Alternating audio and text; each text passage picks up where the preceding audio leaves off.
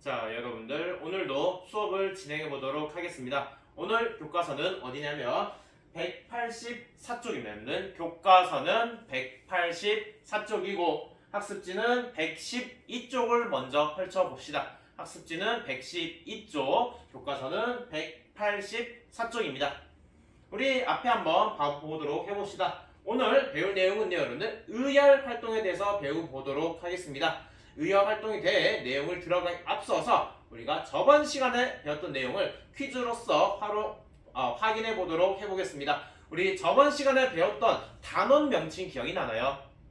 단원 명칭은 우리가 민족, 문화, 수호, 운동이었습니다. 민족주의 역사학자도 배우고 언어를 지키기 위한 다양한 노력들도 배웠고 종교에 대한 탄압 내용들을 배웠고 등등 다양한 내용들을 배웠어요. 이거 관련돼서 먼저 OX 퀴즈로 확인해 보도록 하겠습니다. 자, 첫 번째 문제를 한번 같이 확인해 보도록 해보죠. 자, 첫 번째, 보통경찰제가 시행되던 시기에 조선어 학회를 조직하여 활동하였다. 여러분들, 이 문제는요, 시기를 묻고 있는 시기를 아냐 모르냐라는 거예요. 이 시기를 알기 위한 힌트 어디에 있나요? 여기 있죠. 보통경찰제가 시행되었대요. 보통경찰제가 시행되던 시기는 몇 년대였을까요? 그렇죠, 바로 1920년대였어요. 1920년대. 난리 났네요. 잠시만요. 다시 쓸게요. 자, 이 시기는 언제였는가? 바로 1920년대였어요. 1920년대.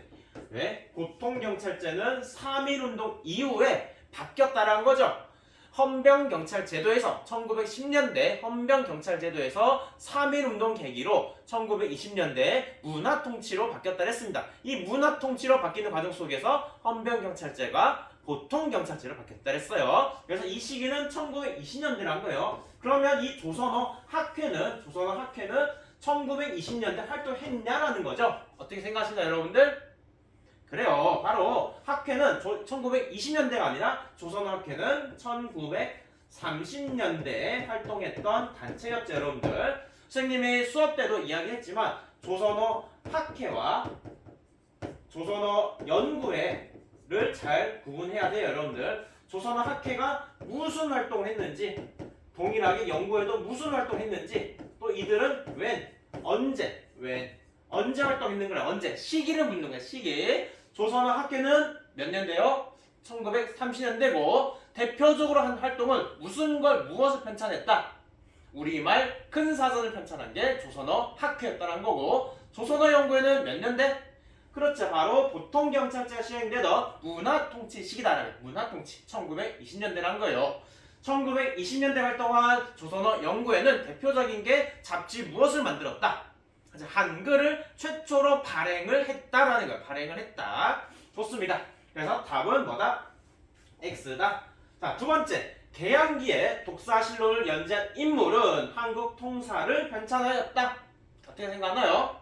이 문제는요, 인물을 아냐 모르냐라는 거, 인물의 업적을 묻고 있습니다. 인물의 업적. 자, 이 인물은 알 수 있는 힌트는 바로 요겁니다. 독사실론을 연재했대. 독사실론을 쓴 사람은 누구였는가? 바로 신채호였어요. 신채호. 이 독사실론은 여러분들이 PPT로 발표했던 그 수업에서 다 탐구하고 알아봤던 내용입니다, 여러분들. 이 신채호는 독사실론을 쓰면서 우리 고대의 역사의 우수성을 이야기한 사람입니다, 여러분들. 이 신채호는 한국 통사를 편찬했는가? 아니죠. 한국 통사를 쓴 사람은 박은식이라는 사람. 그래서 인물의 업적을 정확하게 파악을 해야지 이 문제를 접근할 수가 있는 거예요. 그래서 답은 X가 됩니다. 신채호고 박은식은요, 어떤 문화를 수호하기 위한 인물이었나요? 역사였습니다, 여러분. 역사를 수호하기 위해 다양한 세계 학파가 있었습니다. 가장 먼저 우리 민족이 짱이다. 민족주의, 그리고 사회경제사, 그리고 실증사, 이렇게 세 가지가 있다고 했고, 특히 이 두 인물은 이 세 가지 중에 어디에 속한 인물들이다? 민족주의 역사학자였다라는 거예요. 우리 민족은 민족만의 정신이 있다라는 거예요. 우리 민족은 주체적이고 자율적인 민족이다라는 거예요. 그걸 이야기하기 위해서 신채호라는 사람은 난가사상이라는 걸 이야기를 했고요. 박은시라는 사람은 국권이라는 걸 이야기를 했어요. 난가사상과 국권을 바탕으로 해서 각각의 인물들은 자신들의 책을 써나갔습니다. 그 중에서 신채호라는 사람은 조선사 연구초 또는 조선상고사라는 걸 썼고요. 특히 조선사 연구초에는 아와 비아의 투쟁이다 라는 걸 우리 수업 때 확인해 봤죠. 여러분들 기억이 나나요? 학습지에 담겨 있어요. 그리고 박은식이라는 사람은 한국 통사, 원통하다는 한국의 슬픈 역사, 그리고 한국 독립운동 지혈사, 피로써 쓰여진 독립운동사를 썼다라는 거예요. 누가요? 박은식이 썼다라는 거예요. 이처럼 민족의 역사를 이야기한 신채와 박은식 등은 자, 우리 민족의 우수성을 이야기하면서 일본의 타율성론을 비판하고자 했다라는 겁니다. 세 번째, 우리 민족 중에서 종교에 대한 이야기입니다. 대종교는 단군을 시조로 하는 종교로서 만주에서 중광단을 조직하였다. 어떻게 생각하시나요? 단군을 시조로 하는 종교가 대종교가 맞죠. 이 대종교란 단체는 군대 조직으로서 중광단을 조직을 했었다라는 거예요. 답은 동그라미가 됩니다. 정리를 하면 정답은 X, X, O입니다. 여러분들 이해가 됐나요? 좋습니다. 다음은 이제 수능과 한능검을 통해서 확인해 보도록 하겠습니다.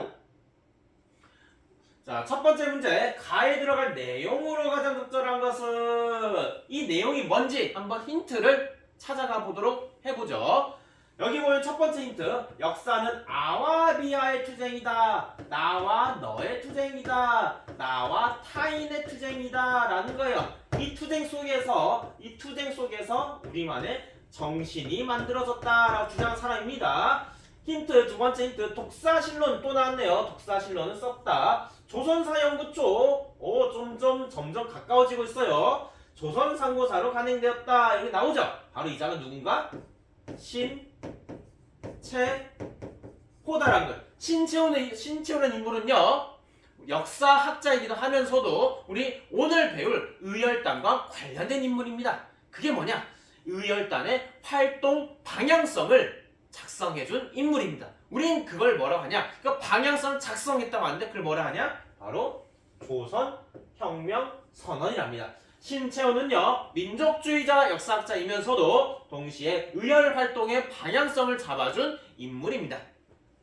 나머지를 확인해보면 한국통사 나왔죠? 우리 아까 확인해봤어요. 누구였죠? 민족주의 역사학자 중에 한 명입니다. 그래요. 바로 박은식입니다. 박은식이에요. 시무 28쪽. 우리 1학기 때 배웠던 거예요. 여러분. 누굴까요? 힌트는 고려시대 성종시대 인물입니다. 고려 성종시대 인물입니다. 말해볼까요? 그렇죠. 여러분들. 바로 이분은 최승로고 고려시대 성종 시기에 활동했던 인물이었죠. 조선사회 경제사를 저술하였다. 이 사람은 누구냐? 한번 생각을 해볼까요? 우리 역사를 수학의 인물 중에 여러 인물 한 명이에요. 누굴까요, 여러분들? 백씨입니다. 그렇죠, 여러분들. 여러분들의 대답이 여기까지 다 들립니다, 여러분들. 백나문이죠. 백나문이고 마지막 우리말 큰 사전 편찬을 주도하였다. 사람 이름이라기보다는 이거는 단체, 기관을 떠올려 봅시다, 여러분들. 우리말 큰 사전이요. 뭘 수호하고 있는 거예요? 언어죠. 우리의 국어죠. 언어를 수호하기 위한 기관이 두 개가 있었어요. 뭐가 있었나요? 20년대 기관, 30년대 기관. 그죠? 조선어 연구회와 조선어 학회가 있었다는 거죠. 그 중에 우리말 큰 사전 편찬은 어딜까요? 바로 조선어 학회였다는 거죠. 조선어 학회. 좋습니다. 그래서 답은 3번이 됩니다. 자, 이제는 한능검을 확인해 보도록 하겠습니다. 다음 인물의 활동으로 옳은 것은 여러분들 이거 풀 때 이 인물이 누군지 굳이 몰라도 됩니다. 왜냐? 한번 보도록 해보죠. 김해 출신으로 합성학교 등에서 교사로 재직하여 교육계몽을 전개했다. 1919년 영변에서 만선을 주도했으며 중국 베이징 대학 역사를 공부했다. 귀국 이후 조선어 연구에 가입하여 앞장섰으며 조선어학계 사건으로 고문을 받고 이제 옥사였다. 자, 이 인물은요, 대표적으로 어떤 문화를 수호하고 했던 거예요? 지금 언어죠, 언어. 언어 수업 활동에 참여하고 있는 거고요. 언어 수업 활동 참여하기 위해서 20년대부터 40년대까지 두 개의 기관을 지금 거쳐갔습니다. 두 개의 기관이 뭐죠? 연구회와 그리고 조선어 학회라는 거죠, 여러분들. 연구회와 학회에서 활동했던 사람이로서 이 활동에 참여를 했겠네요. 어떤 활동들 참여했는지 한번 찾아가 보도록 해보죠. 1번 한글 맞춤법 통일한 제정에 참여하였다. 한글 맞춤법 통일한 제정. 이거 어디 단체일까요, 여러분들? 조선어 학회입니다, 여러분들. 답은 1번이 되는 거예요. 미국과 유럽 여행 뒤 서유견문을 집필 하였다. 이 사람은 6.1주년 사람, 6.1주년 사람이고, 국문연구소를 설립하고 연구위원을 활동하였다. 국문연구소는요, 개항기에 만들어졌던 연구기관의 개항기. 개항기는 제가 누누이 말을 해왔지만, 개항기는 언제를 말하냐면요, 강화도 조약으로 우리나라가 한국을 연 1876년부터 해서 일제강점기가 시작되는 1910년까지가 개항기랍니다. 개항기. 그 중에서도 국문연구소는요 1900년대 초반에 만들어졌던 기관입니다. 여기에 활동했던 인물이 주시경 선생입니다. 주시경 선생님. 세계지리 교과서의 3인 필지를 한글로 저술하였다. 중요하지 않아요. 몰라도 됩니다. 민족을 역사 서술의 중심에 둔 독사실론 또 나왔죠. 독사실론 또 나왔죠. 우리 아까 OX 퀴즈 독사실론 나왔죠. 누구예요, 여러분들? 말할 수 있어야 돼요. 대답해봅시다. 그래요. 바로 이 독사실론은 신채호다라는 거죠. 이거는 신채호다라는 거예요. 좋습니다. 자, 우리 방금까지 민족문화 수호운동에 대해서 한번 확인해봤는데, 민족문화 수호운동은요 시기를 파악해야 되고요. 각 인물들이 무슨 활동을 했는지 업적도 파악을 해봐야 합니다. 여러분들. 좋습니다.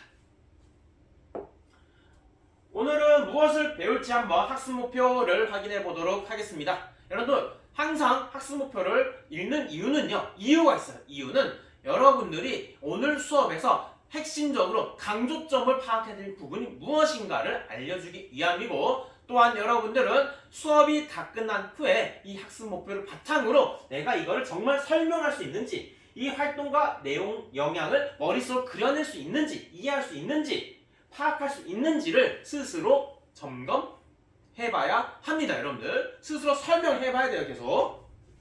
첫 번째 학습 목표, 조선혁명 선언을 통해 의열단의 활동 방법을 파악할 수 있다. 자, 오늘은 의열활동이라 했습니다. 의열활동의 대표는 두 단체를 배우게 될 건데요. 하나는 의열단이고요. 하나는 한인애국단입니다.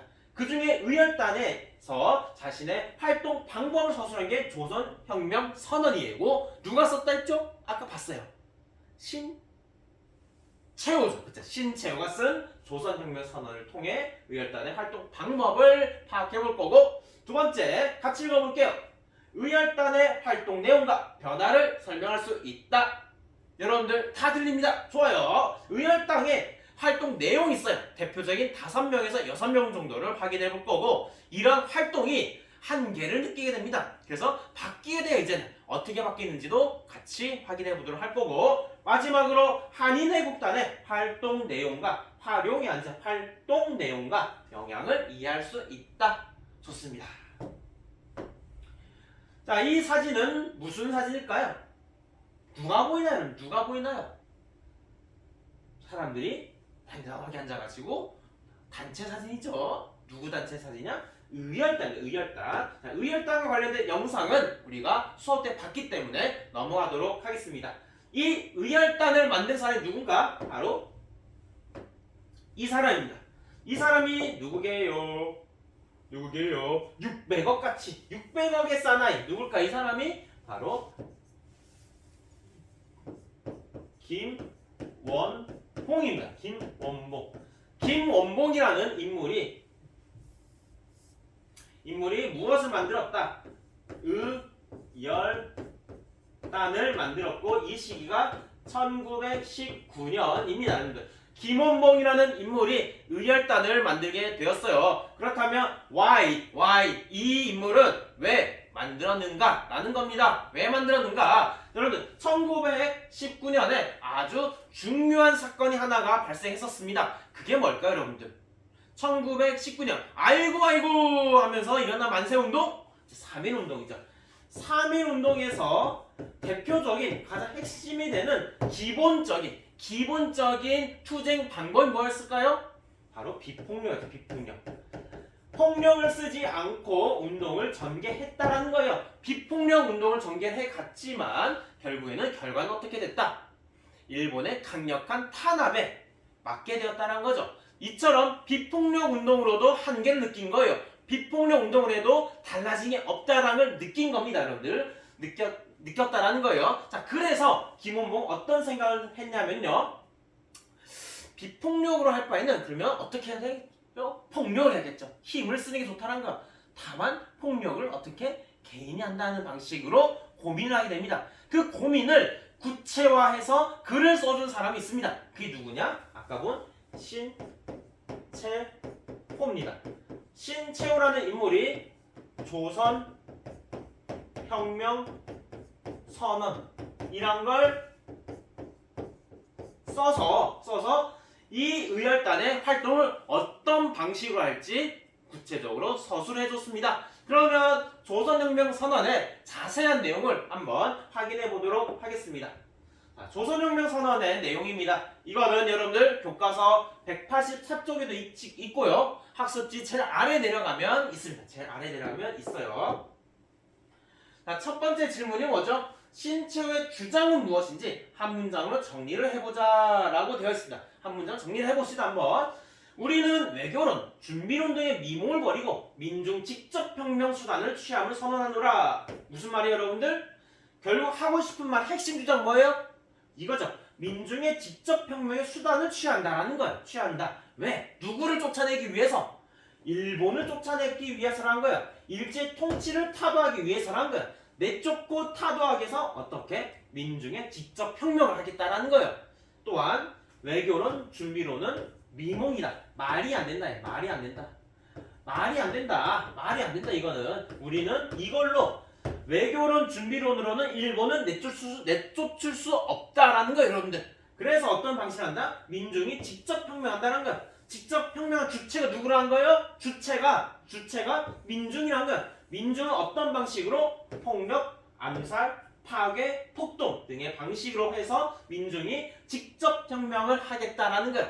정리를 하면 다음과 같습니다. 민중이 직접 혁명하세요. 민중이 직접 혁명하자. 직접 혁명하자. 왜? Why? 일본을 내쫓고 그리고 기존 방식의 비현실성. 기존 방식은 외교론, 준비론 말하는 이 준비론은 전쟁 준비. 제가 수업 때 잘못 말한 것 같은데 이 준비는 전쟁 준비. 이 기존 방식은 다 이룰 수 없다는 거. 그래서 어떻게 하자? 어떤 방식으로 하자? 어떻게 하자? 폭력적인 방식으로 해서 폭력적인 방식을 민중이 중심돼요. 민중이 주체가 되어 폭력적인 방식으로 독립을 달성하자라는 거예요. 자, 그러면 이거를 한 문장, 이 키워드들을 따서 한 문장으로 정리해 보도록 하겠습니다.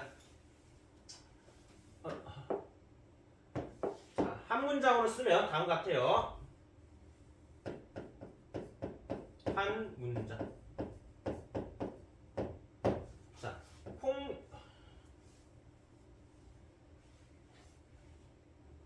폭력 투쟁을 통한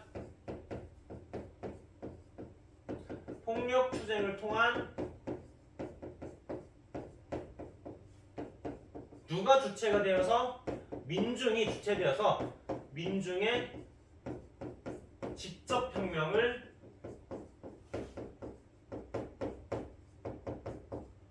이루자라는 거야. 폭력 투쟁을 통한 민중의 직접 혁명을 이루자라는 게 이 글의 핵심 주장입니다, 여러분들. 여러분들은 이거에 대해서 어떻게 생각하는지 아래에 있는 2번을 한번 써보도록 해보세요, 여러분들. 각자 써보세요. 꼭 써야 됩니다. 학습지 검사한다 했어요. 꼭 쓰세요.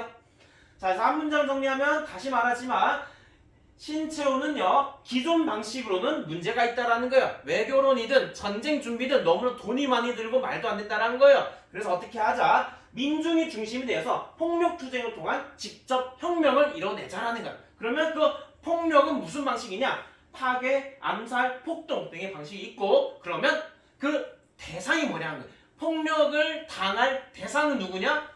학습지 왼쪽에 보면 7가살 5파괴라 적힌 게 보이나요, 여러분들? 학습지 왼쪽에 이 7가살은 7명 죽여야 될 대상이고요. 5파괴는 말 그대로 파괴해야 할 대상들입니다. 대체적으로 보면 어떤 건물, 인물들이에요. 자, 친일적인 기관, 일본의 핵심 기관, 친일 인물, 일본인 고위 관리 등이죠. 여러분 이 내용을 외우는 것보다 이걸 통해서 이게 무슨 단체의 대상이다?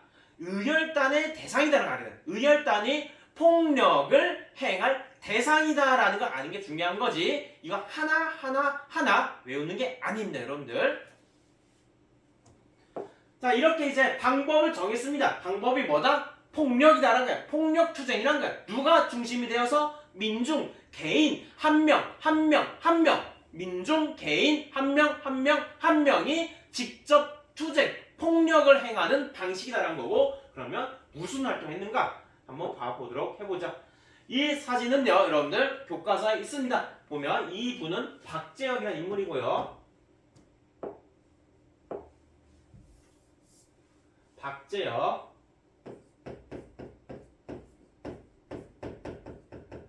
이분은 김익상, 그리고 김상호, 그리고 김지석,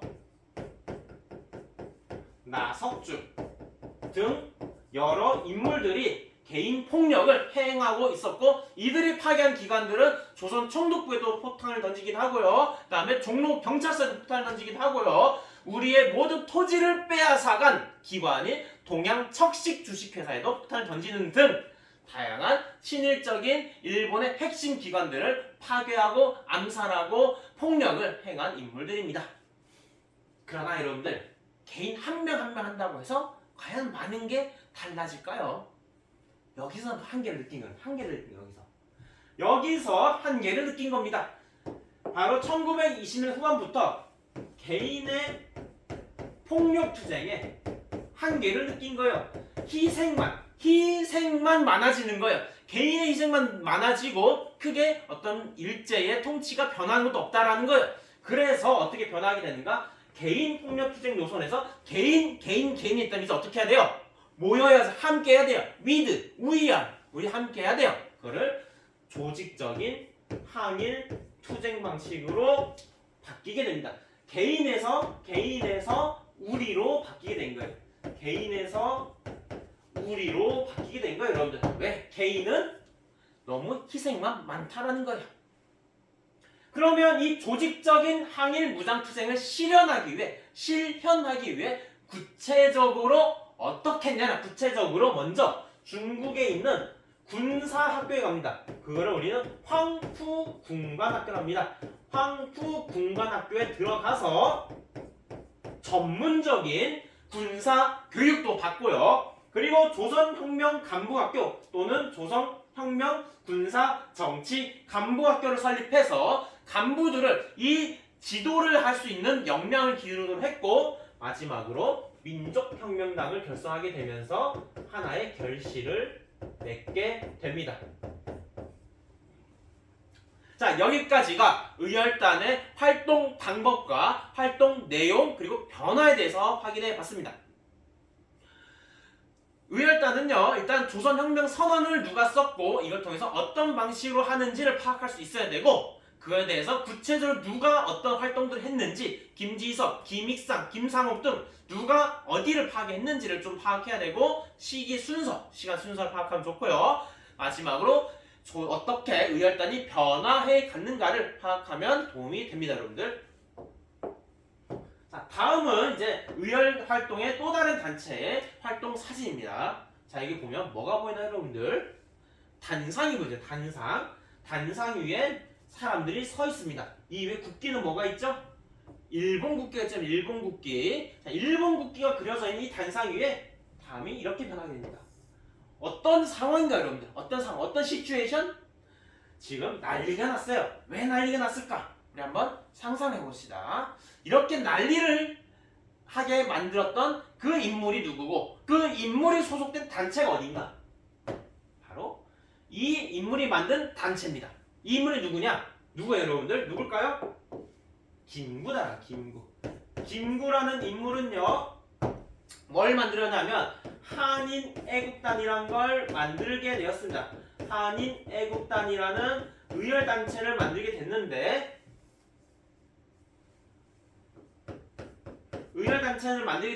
그렇다면 그도 왜 만들어냈냐는 거예요. 왜 한인애국단을 만들어서 의열활동을 계속 진행했냐라는 거예요. 그걸 이해하기 위해서는 우리가 저번 시간에 배웠던 임시정부를 잠깐 떠올려봐야 합니다. 대한민국 임시정부가 활동을 하다가 여러 어려움을 겪었다 했어요. 무슨 어려움? 비밀통신기관인 교통국 등이 이제 해체가 되고, 그리고 그 안에서 독립운동 방법을 두고 갈등이 벌어지고 있는 상황 속에서 누가? 이승만 대통령이 어디에? 국제연맹에 무엇을 해달라? 위임 통치해달라라는 걸 내세우게 되면서 이 대한민국 임시정부 사이에 논의회의가 열리게 됐습니다. 그걸 우리 뭐라 한다? 민족대표회의라고 했죠. 민족대표들이 1924년에 모여서 회의를 열었다는 거야. 임시정부는 더 이상 이렇게 가선 안 된다. 우리는 다른 방식으로 해야 된다는 노선들을 이야기하게 됩니다. 대표적으로 크게 두 가지 주장이 있었다 했어요. 하나는 창조파와 하나는 개조파다 했어요. 이 창조파와 개조파는 끊임없이 이야기됐지만 결국 의견을 좁히지 못하고 창조파 일부 세력이 탈퇴를 했다고 했습니다. 다른 데로 갔습니다. 그러면 임시정부의 위상은 어떻게 될까요? 떨어지게 되는 거예요. 일부 사람들이 빠지게 되면서 임시정부의 위상이 떨어지게 되는 거예요. 이런 위기 상황 속이라는 거예요. 임시정부가 더 이상 인기가 떨어졌다는 거예요. 인기 떡락했다는 거예요. 인기가 떨어졌던 거예요. 그 와중에 만보산 사건이라 해가지고 만보산 사건을 통해서 중국과 조선민 사이에 갈등이 심하게 되는 거예요. 그러나 이게 왜 언급되냐면요, 우리 독립운동가들은 대부분 어디 지역에서 활동을 했었나요? 한반도, 미국, 유럽, 러시아, 어디요? 중국이란 거예요. 관내 지역이란 거예요. 중국 지역이란 거예요. 여러분, 만주 지역이란 거예요. 만주, 관내 지역 등 중국 전체 일대에서 활동을 활발히 하고 있기 때문에 중국과 갈등이 심화되면 이 활동은 어떻게 될까요? 더 이상 어려워지는 거예요. 그래서 이런 갈등 문제도 해결할 겸 또한 임시정부의 위상을 다시 높일 겸 해서 만든 게 뭐다? 한인애국단이다라는 거예요.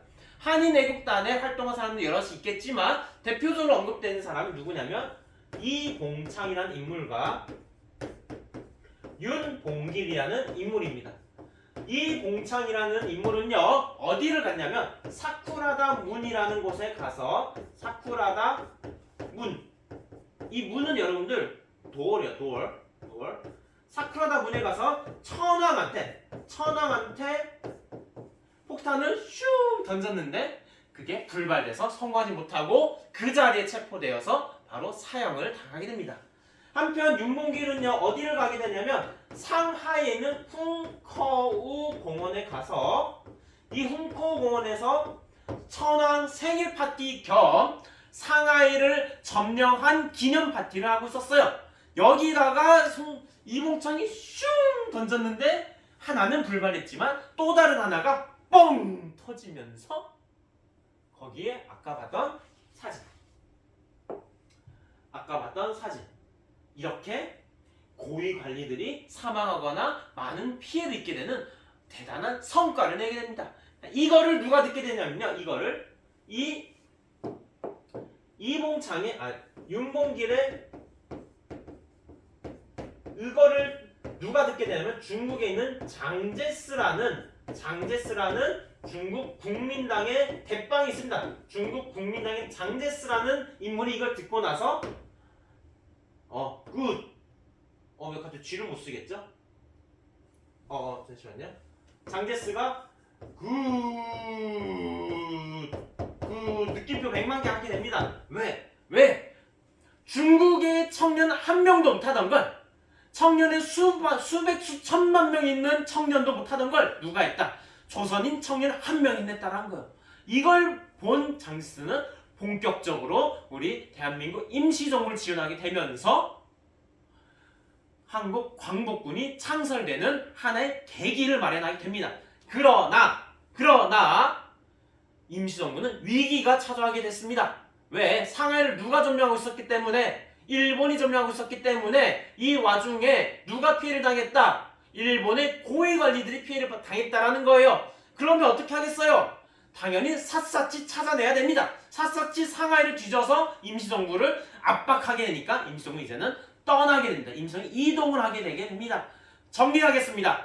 한인애국단의 활동의 결과 두 가지다라는 거예요. 하나는 중국 국민당의 적극적인 지원이 있었고 그로 인해 어떤 게 창설이 되는 계기를 마련했다?